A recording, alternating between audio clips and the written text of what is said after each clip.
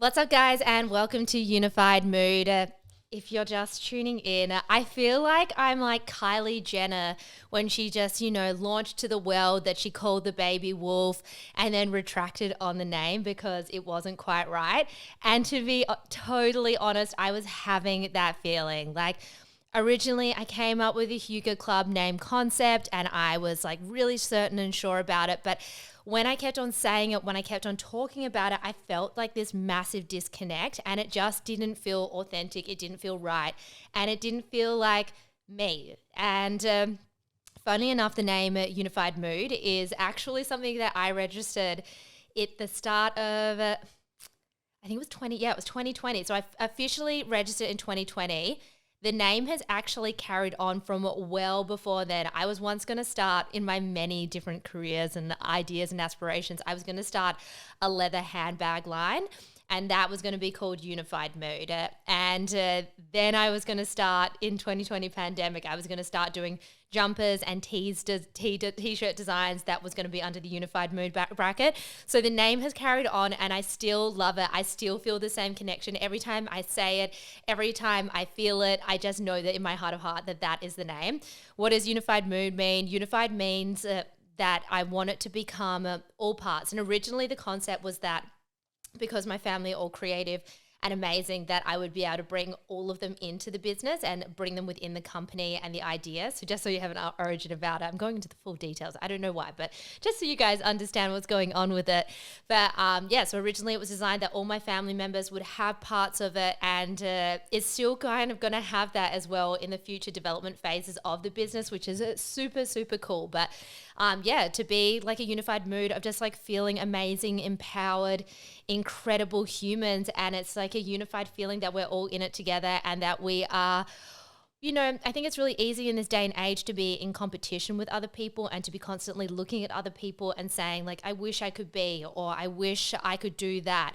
Instead of having to feel that feeling of I wish of, that you can actually be a part of instead, and you can feel that too, and not using other people as a jealousy or an envy situation, but more so an inspiration and an excitement that is possible, that anything is possible as well. The name is Unified Mood. It feels good. It feels really good to say. It feels right. And mood is like also like, like a little play because my last name's Moody, and it's like, just working away.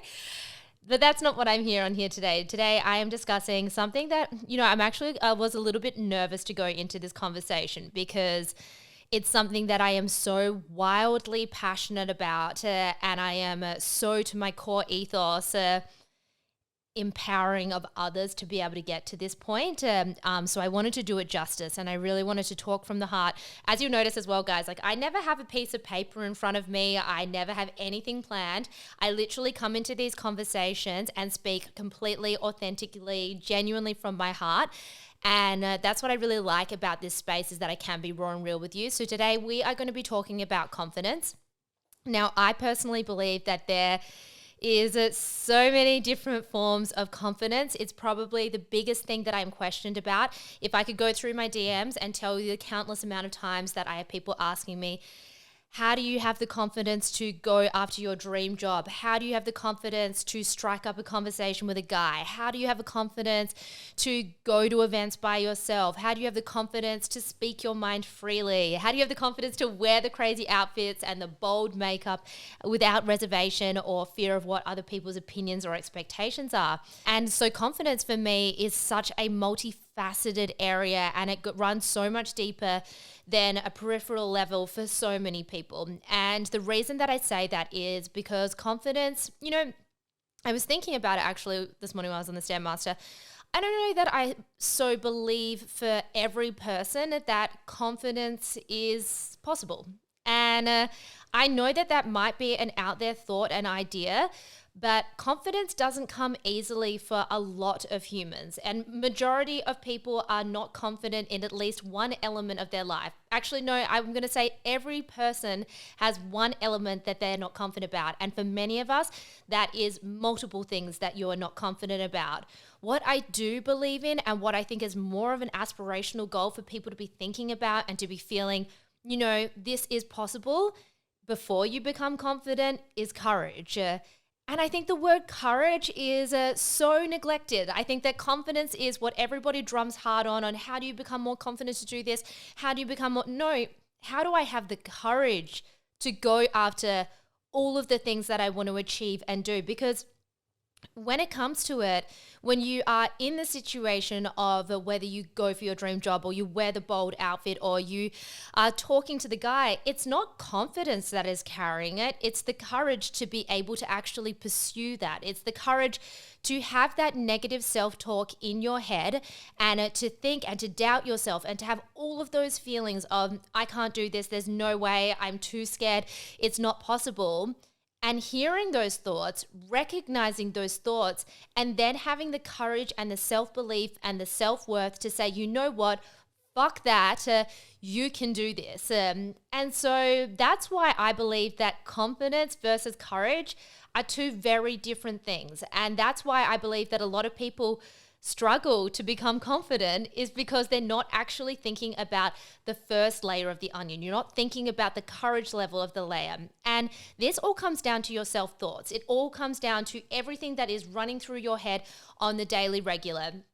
And I got to tell you, on the daily regular, there is that in my life in general, I cannot tell you how many times I do not feel confident or courageous enough to do anything, but do it anyway.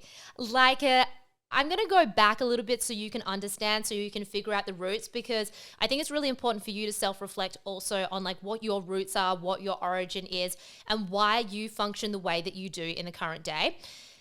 For most people, it is going to stem from your childhood. It is going to stem from maybe not your childhood, maybe from your teen years. Maybe you had an interaction that triggered something to then stem your thoughts that you could not do something in life.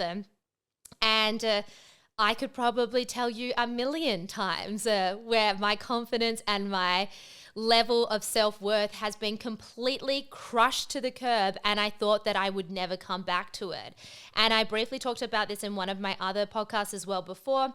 And it's been situations of like, I think it's my initial one that I was talking about, situations where like I have been deflated and I have been broken down, but I still need that confidence to come back and the courage to do so. And I think about particularly when I was a child, when I was in high school, and I think that many people are going to be like, wow, this was me also. I mean, I wasn't the kid that was like, I was in the cool group, right? But I wasn't necessarily like the hottest girl or the most popular. I wasn't the most out there going like type within that group and that circle. There was certainly more people that were all of those in my perception at that time, that and so much more.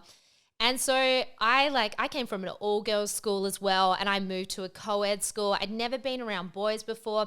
And so straight away that like being put in an environment where girls have been brought up and they like hang out with boys the whole entire time, and then you're introduced into an environment, and I was in year 9 when I moved, so pretty late in high school.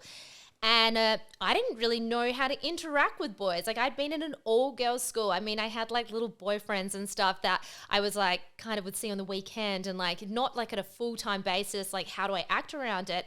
And then all of a sudden, my confidence was already shaken going into an environment where there was more people that were confident around you and more open to speak their mind and more free speaking.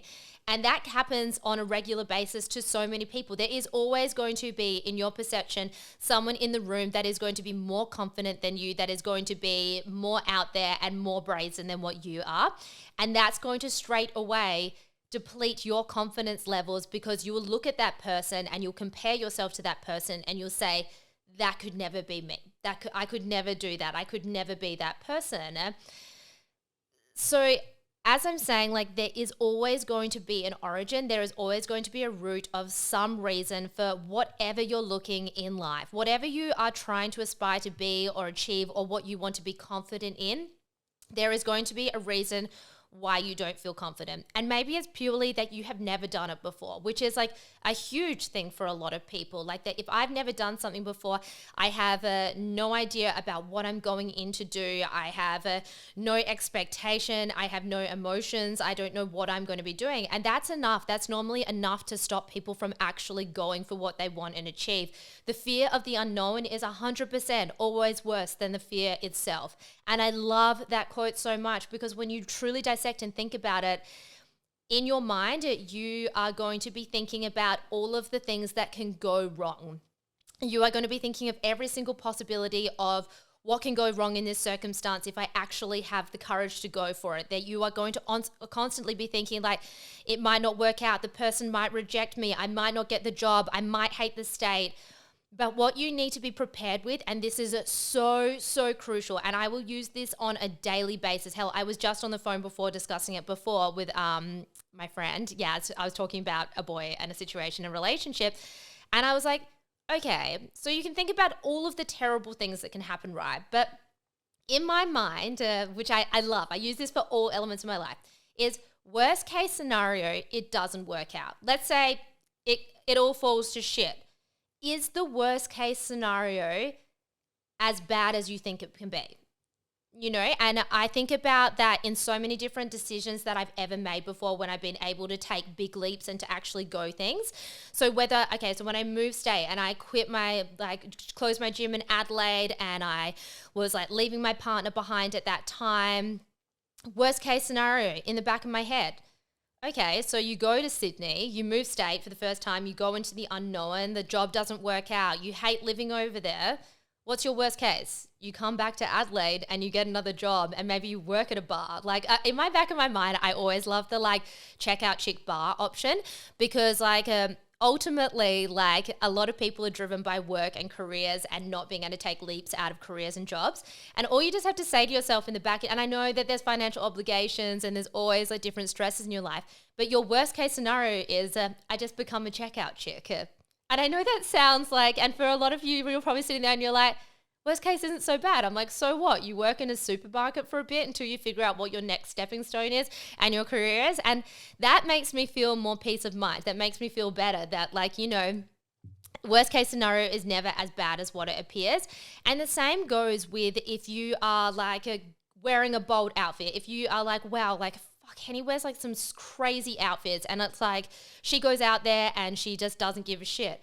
Absolutely. I will sometimes do my hectic as makeup and my crazy bold color blashing outfits, and I do reflect to myself and I'm like, wow, this is a lot today. And I think to myself, I'm like, okay, so worst case scenario, people fucking hate my outfit. They come up and tell me, I hate your outfit, I hate it, which no one would ever have the confidence to do so, because I would fucking annihilate them with my conversation. Also, so worst case scenario ain't so bad. But secondly, what would I rather in life? Would I rather that I say, okay, yeah, you're scared to do something. Yeah, you don't feel that you're that confident to do it, so don't do it at all and live a life where I didn't go for it? Or would I rather live a life where I said, you know what, fuck it. Worst case scenario, it doesn't work out. You see how it goes. You've got another time to come back and try again. And when I'm posed with those two ultimatums, and you are always posed with two ultimatums of going with the option of going for it and not going for it, and what those two different lives look like.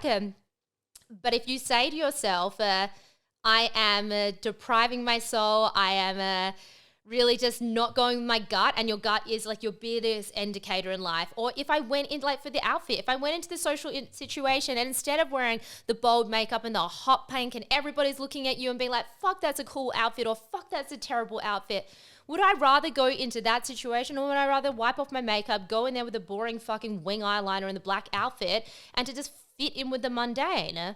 And absolutely not do I want to sit in with the mundane and to just settle for mediocre, and nor should you as well. So courage, it comes down to courage, confidence and courage hand in hand. But for most of you, aspirational levels, it has to be the courage to do so. And I have worked with, and I continue to work with, some of the people that you would look on social media on a regular basis and be like, wow, that person is so confident. Oh my God, that person, I can't believe that they can do that. I can't believe that they have the confidence. Or me. You look at me and you're like, wow, she has so much confidence to go and do those sort of things. It's all of these people are not the level of confident of what you put into your mind. And I think it even when you compare to when I'm comparing to the high school situation and I was comparing myself to the really confident, cool girl at school, she was probably riddled with insecurities. She probably hated the way that she looked. She probably hated her outfits and the way she went home and stuff. And I got to tell you, most influencers these days, they are not confident people. And if you went to, I wish some people could go to these influencer events and see these people in a natural habitat. And it is fucking wild. Like, these people have no confidence whatsoever when they are around people and in a social environment. They're all social introverts. They all hate being around people and talking to people. So don't use other people as your standard of how I should become confident to be able to do something, or how I should have the courage to do something. Because if you look at these people that are in the environment, these influencers and things like that, it was just that they had the courage to go for it in the first place. And it might have been from their living room that they had the courage to do it, or maybe they posted a video or a picture and that went viral, and then they got more courage to keep on posting, to keep on going after that. But they had to have the initial courage to actually put themselves into that position before they were confident enough to continually execute. Social media is a hard one because it does take a lot of validation from external factors, and that goes for anything in life. Validation from external factors is an extremely quick way for you to build your confidence up, or maybe you have someone to believe in you more than you believe in yourself, which will give you the courage to keep on pursuing it. And I would definitely say that I was extremely fortunate that when I moved to Sydney, that the brand that I worked for the people that I surrounded myself with, believed in me more than I believed myself. I did not have the confidence or the courage, or I definitely had the courage to move state and to go over there and to submerge myself in a new environment and to take on a whole different things, but not to the level of what they were going to amplify it by. So surround yourself by people that are going to push you out of your comfort zone, and to continually push you out of your comfort zone is so, so important. I mean, I even look at my relationship that I've chosen to be in, right? Ryan is the most confident person I have ever met in my life. And I shit you not, you know how I say there's like some people in life that are confident versus courage, and like there's rare people that are really, when you meet Ryan, you would understand. He can literally go everywhere and anywhere, talk to any person, submerge himself into it. He just gives zero fucks. Like, he honestly could give zero fucks unless he's super starstruck. And then he'll just crumble. He'll absolutely crumble. But in general, he is like, he makes decisions extremely quickly. He's impulsive with his decision making. I agonize over decisions and making. And yes, Ryan and I can both walk into a social situation and he can feel at ease, probably because he knows half of the room as well. And I know absolutely no one. But it takes me courage to be able to do that. And it takes my mental self-talk of you can do this, like keep on reaffirming yourself and reminding you. And that's why I say your mind is so, so important when you are trying to build up your courage to be able to become confident, because you need to be able to have positive self-talk to back up all of the negative self-talk. And I will go into this further when I'm talking about like really, really mastering like, or trying to control your inner mean girl thoughts. When it comes to really trying to deal with negative self-talk and that the worst case scenario, you need to be prepared with positive reaffirmation. You have to know big term, what am I trying to go for? Like, what am I going for long term as well? How do I want to feel when I walk into a room long term? And I still walk into rooms. I still go into social events and I don't feel confident. And I get a little bit nervous in a car event beforehand and I get a little bit scared. Like, I'm fucking human. And, you know, I will go to events with Ryan. He's performing, right? I will go to events by myself, and I know that I'm going into an event by myself, and there will not be one person that I know, and I need to walk over to a random group of girls or a random group of people, strike conversation, and build a whole entire new friendship group for that night and for that performance and for that event, which I do. And, you know, before I go into that event, fuck yes, I'm terrified, because like my worst case scenario is like you're going to look like some fucking loser standing on the sidelines, not talking to anybody, and you're going to look ridiculous. But then I'm also like, okay, so you're standing there in your hot as fuck outfit and you're standing there scrolling on your phone. Who gives a fuck? You're never going to see most of these people ever again. Do you really care? And then I'm like, no, No, I really just don't give a shit. And that's why I have the courage to just go into it and be like, fuck it. Worst comes to worst, I'll get a couple of drinks. I mean, I'm all for a little bit of liquid courage. I know that I shouldn't be an advocate for it, but like, fuck yeah, I'm having a couple of drinks and just trying to loosen up when I'm in that environment. So I think it's really important to remove your benchmark standard as well of what confidence looks like and what it looks like for every single person, because I don't think you should be comparing yourself to somebody that you don't know as well. And you don't know ever. You'll never know what runs through someone's head, and that they might be perception of the most confident person. And I can say, like, hand on heart, I am absolutely a courageous person. Am I confident in absolutely everything I do? No. And this has been something that has really held me back from going for a lot of things before. It hasn't stopped me from everything though. And that's what you have to keep on reminding yourself. I have moved states. I have quit jobs. I have asked for things in life. I chase things that I really want. I started this whole entire unified mood section because I believe in myself and my self-talk and my inner self-talk, to remind myself of what if it goes right instead of what if it all goes wrong, is what carries my confidence to do so and to sit here and to talk here fluidly too. Like, even like when you look at this circumstance, and I think it's like really important to keep on analyzing different circumstances throughout your day and different moments where you are posed with the option of be courageous or not be courageous. And it's like, I was almost nervous. I was nervous to have this conversation with you guys because I wanted to do it right.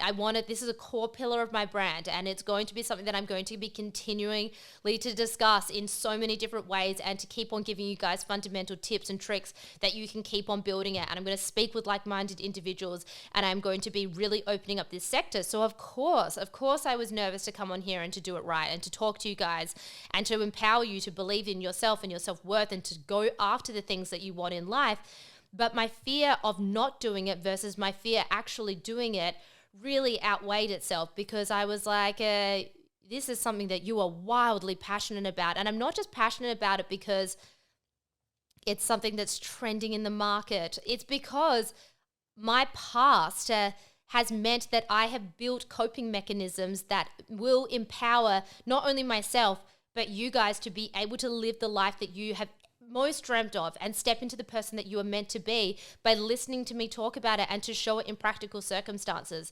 So start being more analytical of not necessarily the big picture stuff as well, which absolutely, if you want to move state, if you want to change career or quit a toxic relationship or change your life completely, yeah, of course that's going to take some courageous moments, but it's also hidden in your every single day routine. So let's say you go to the gym. Let's think about it even at the smaller section. You go to the gym and you can see that there's a bench sitting there and you really need it for your hip thrust. But there's some girl that looks really intimidating and you're like, fuck, like I'm too scared to go over there and ask if she's actually using that bench. So you don't use the bench and you don't do the exercise and you finish your work and you're like, fuck, I really just needed to get that hip thrust done, but I just didn't do it because I was like too scared to do it. If you went over her, so worst case scenario, you go over to the girl with the resting bitch face and you say like, hey, you're using this bench at the moment. You pull off your headphones and say like, hey, you're using this bench at the moment. And she turns around and says, yeah, I am. You're like, oh, okay, sweet. I'll go and see if there's another bench somewhere else. Was that bad? Was that so horrific? Or maybe she turns around and says, what do you want? And you're like, to use the bench. And she's like, yeah, I'm not using it. And you take it and you're like, well, she's a fucking bitch, but at least I got the bench and I can finish my workout. You know, like it's kind of like it's not a great circumstance, but like you got the bench, you got what you wanted out of it, and you can move on with your life. And I think that it's like the other thing that you need to recognize in these things is like, I used to be a person that's like hyper analytical, and I still am hyper analytical of human behavior. That's what I love. I thrive off of understanding human behavior, the way that the mind thinks and the way that people tick. And I can literally break down people in the most fascinating, insane way. It's like a superpower in life. And I used to be a person that would hold on and be like, if that situation happened and they turn around and they were bitch, and I'd be like, oh my God, like, yeah, that person, like, they probably don't like me. They probably think that I'm a bitch. I used to think like that. Now I'm like, what a fucking cow. Why is that my problem? And I just move on with my life. Like, there is no point of going back to old circumstances and reliving it 100 times over, because that's going to prevent you to keep on building on your courage to keep on executing at higher levels. You need to be able to take on encounters and deals and situations and realize, yes, there might be strike rate of failure. Yes, there's going to be strike rate of success. And I need to keep on using the success stories to bolster those even further, instead of letting those past failures hinder me from moving forward? And there is that many circumstances when you actually sit in your mind and you think about your daily interactions and the daily things that goes on. Maybe you didn't ask a coworker a question because you were scared that they were going to think you were an idiot. Maybe you didn't change lanes because the truckie behind you looked intimidating. Maybe you didn't go for the promotion because your friend at work, Becky, really said that she wanted it too. So you held back on your dreams to let someone else excel forward. Or maybe you didn't move state because you were so scared of losing the great job that you had and that your family and friends were all there. And then you lived a life that was serving another person, or you lived a life that wasn't authentically and genuine for yourself. I think that that's where I'm going to stop it for today. 25 minutes. I swear I could just keep on chatting away to you guys. But I really want you guys to take on what I've talked about now, really reflect on the things that I'm talking about and start implementing it. It's one thing to listen to a person speak, but it's the second thing to actually take the techniques and what they are talking about it and instill it into your life. And in the most simplest form, be more aware of what is running through your head on a daily basis. Be more aware of the thoughts and the scenarios that are posed in front of you. And when you are given the two-path options, have the courage to actually choose the option that you wouldn't normally choose and see how it feels. Reflect on how it feels when you are posed with two options in life, and instead of going the traditional route that you normally do, you think, fuck it, I'm going to listen to Henny and I'm going to go a different route today, and see how that feels. And then let me know, because obviously I love the success. I love to hype you up as well. Like, one of the reasons I started my social media, as I mentioned before, was for my clients and for my PT clients, and to be able to engage and interact them. Receiving DMs from you guys, hearing your success stories, knowing that you achieve extreme. I literally cry. I would normally send video messages back because I get so excited and so it fulfills my life no other than to know that I could make one person watch this and have the courage to actually go after their dreams and aspirations. And you know what? Maybe one person is watching or listening to this. And if that made a difference on that person's world and that life, then that's all I care about. That's all my driving, my deepest core driving why is to inspire people of their limitless possibilities. So know that when you listen to me talk, when I sit here and I'm talking to you, I am encouraging you to remind yourself as well, because I'm not going to be with you 24/7, that you have to be the person that hypes yourself up when there is nobody else cheering. And you are going to be in so many different circumstances in life where nobody is going to be cheering, and you have to cheer for yourself, and you have to believe in yourself and back yourself and be the girl, be the guy that just actually goes for it. And then you're really stepping into the person that you're meant to be. Guys, go out, be a really kind person to other people. Go and achieve great things, do great things. If you're enjoying listening to the Unified Mood podcast, or if you're watching it on YouTube, please make sure to give me a like and a subscribe. And I cannot wait to speak to you guys soon. Oh my God, I'm so parched. I literally I was too excited to actually just go into this, and so I just fully went in without having a sip of water. Wild times. Woo!